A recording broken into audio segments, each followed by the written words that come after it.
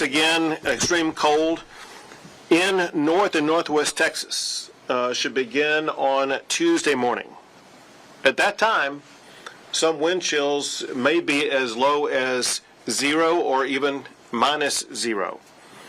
After that, going into Wednesday and Thursday, there will be widespread freezing across almost the entire state of Texas, and even temperatures down to near 0 degrees, with wind chill factors being below 0 degrees. The key point is going to be this, and that is when temperatures get that cold, lives are at risk. People need to be very cautious here in the coming days as the temperatures plummet, to make sure that you take care of yourself. Temperatures are going to be colder than what most Texans have experienced. The more you expose your body to temperatures outside, the more that you pose a risk to your health and safety, especially for prolonged periods. So just be very watchful and cautious about your exposure to ultra cold temperatures. And to state the obvious, listen, we all know when cold temperatures hit, it could impact your pipes in your homes. Actions that you can take beginning today can help you get ready to prepare your pipes, to prepare your homes, to prepare your apartment, to wherever you live, to make sure that you will have it as winterized and safeguarded against this ultra cold temperature as much as possible. Not to mention your pets. Pet exposure to temperatures, again, in some regions that could get close to 0, are going to be extraordinarily challenging for any pet outdoors. And so, again, now is the time to begin getting prepared for those ultra cold temperatures and what they may do to your pets. Already, I have directed the Texas Division of Emergency Management to increase the readiness level of the State Emergency Operations Center to level 2, which is an escalator response ahead of the severe cold that's coming our way. Over this past weekend, more than 450 TxDOT, Texas Department of Transportation personnel prepared for winter weather by pre-treating roads, bridges, and overpasses with over 400,000 gallons of brine and more than 10,000 cubic yards of granular material. I've also directed the Texas Department of Transportation to deploy winter weather roadway equipment and crews to not just pre-treat roadways, but to maintain the treatment of roadways as the temperatures plummet and as certain regions, especially in North Texas, may get some level of precipitation, whether it be ice or potentially snow. I've also directed Texas Department of Transportation to provide both personnel and equipment to assist with traffic road closures and safety. I've instructed the Texas Division of Emergency Management to have field staff work with local partners to update warming centers around the state. It's going to be very important as temperatures get so low. That warming centers are available in all these various regions so that we can protect the safety and the lives of our fellow Texans. I've directed the Texas A&M Engineering Extension Service to provide public works response teams in all of the affected regions across the state. Directed the Texas Commission on Environmental Quality to provide air, water, and wastewater monitoring. Directed the Texas A&M AgriLife Extension to provide disaster assessment and recovery agents, as well as county extension agents in the affected regions across the state.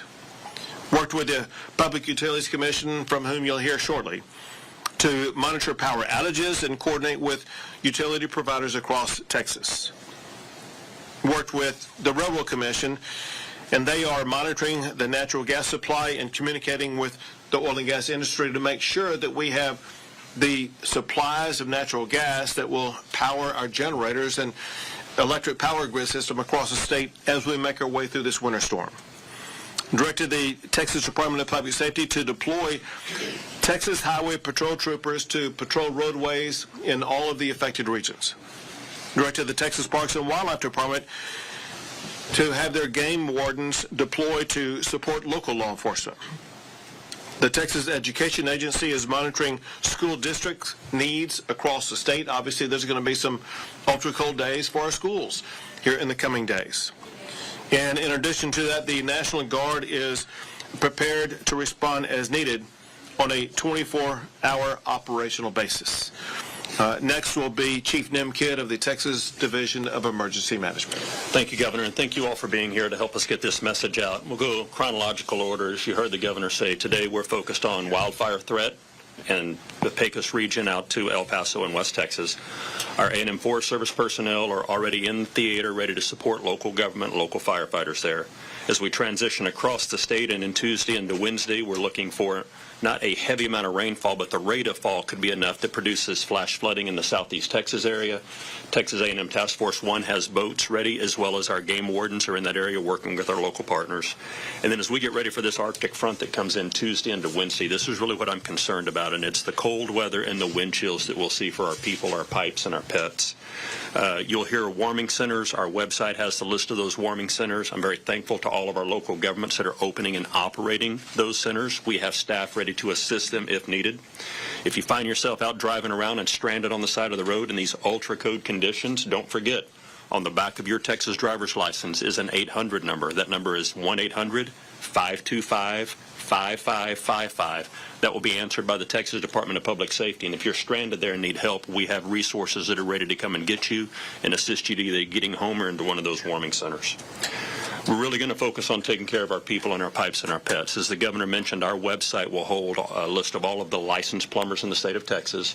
Take the time now to go figure out how to shut the water off to your house in case you do get a broken pipe so that you can mitigate some of that loss. And then finally, Governor, we see that when temperatures get this cold, people do anything they can to stay warm. Don't forget, carbon monoxide is a silent killer. It is odorless and colorless and tasteless. Do not burn wood-burning appliances that are not approved for use inside your home. Be sure if you have generators running or you're going to use heaters that are fuel burning, make sure that you keep those outside or good ventilation. Thank you, Governor. Thank you. Now, Pablo Vegas, the CEO of ERCOT. Thank you, Governor. So right now we are in planning and preparation mode. We work very closely with the Texas Energy Reliability Council. We work closely with the Public Utility Commission as well as with TDEM. And of course, we're coordinating every day with the power generators and the transmission service providers across the state to make sure everybody is prepared, has the resources that they need, and are going to be able to make it through this cold event reliably. We expect to have adequate supply to meet demand during this cold weather event. I want to remind folks that some of the most impactful changes we've made over the last few years, like weatherization, continue to be a highly effective tool that we see great results from. Just this year, we've already done over 300 inspections of supply resources, power generators, more than 150 in our transmission service space, and we're going to continue to do more this February and finish up this winter. In addition, we also have some new reliability tools that we've been able to leverage over the last couple of years that are extremely helpful. Things like a firm fuel supply, where there's over 4,000 megawatts of power generators out there that have backup fuel supply in case there were to be any issues or disruption in the gas supply system. So we have those reserves available to us as well. And I'd like to remind folks that we continue to see rapid growth of power generation on the ERCOT grid. Just since last March, since last winter, we've added over 13,500 megawatts of new supply onto the grid. That supply is going to continue to be helpful as we get through these cold events. A lot of it is solar and batteries, both of which are going to help us as the sun comes up on the cold day. The batteries helping us as we bridge in the morning. That's what helps us keep that reliability expectation high as we get through this event. So thank you for that. And if there's any questions about outages, they're generally likely going to be local in nature. The Public Utility Commission website has great resources where you can go to if you are experiencing an outage to understand what the restoration times will be from your local utilities. Thank you, Governor. Thank you very much. Now, Thomas Gleason, the chair of the Public Utilities Commission. Thank you, Governor Abbott. So as the governor said, the PUC, we've been in constant communication with the state's generators and transmission distribution utilities. I can report that no one has expressed any concerns about the winter cold. The generators have all confirmed that they have adequate supply of fuel. The transmission distribution utilities have cut back thousands of miles of vegetation to mitigate the impact of any falling trees or any ice if that were to occur. As always, if there is an outage that you experience, it is local in nature. please contact your transmission distribution utility. Also, if you ever encounter a down power line, please contact your local transmission distribution utility. That information can be found at the PUC website at puc.texas.gov/storm. That's our storm resources page. There's also other pertinent information on that page as well to help get you through any type of cold weather event. Thank you, Governor. Thank you very much. And now, Mark Williams with the Texas Department of Transportation. Thank you, Governor. So the Texas Department of Transportation has been in a state of preparation and readiness for the conditions that the governor spoke about earlier. Fire danger out west, flash flooding risks in southeast Texas, extreme cold over a large portion of the state, and even chances of wintry precipitation and icing primarily across the north part of the state. So our message to motorists is this. Take precautions and closely monitor the conditions in the areas that you are at. Depending upon that area, motorists should be aware of the extreme cold risk that's out there, freezing precipitation, flash flooding, and the fire risks that I spoke of. Drive to conditions or avoid travel if possible, as those conditions may pose a danger to travel. Slow down, avoid high water in those areas that may be impacted by flash flooding, and also be aware of the risk that you can pose for fire dangers as a motorist, that you may be out traveling if you might park in high grass, dry vegetation. We've got a lot of that out there right now on our roadsides, discarding cigarettes or dragging chains if you may be pulling a trailer. Those can all pose risks to create fire conditions. So appreciate the opportunity. Also, a reminder for motorists is to be aware of drivetexas.com as the site for finding information on roadway conditions around the state. Thank you very much.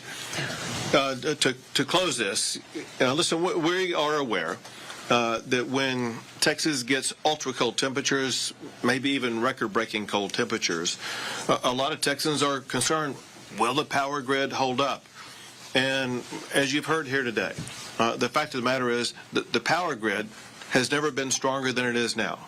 The power grid is more prepared, more stable, and more resilient than it's ever been. There's every reason to be 100% confident that the power grid is going to be able to withstand this challenge. The power grid that we have today is completely different than it was 4 years ago, both with regard to the amount of power that it has, with regard to the winterization that it has, with regard to the pipeline of natural gas to get to the power generators. And even if the power generators are unable to get that, they have power storage on site to make sure that the power is going to stay on. The bottom line is that the power grid, because of the almost 20 laws that I've signed, has never been more prepared for a winter storm like this.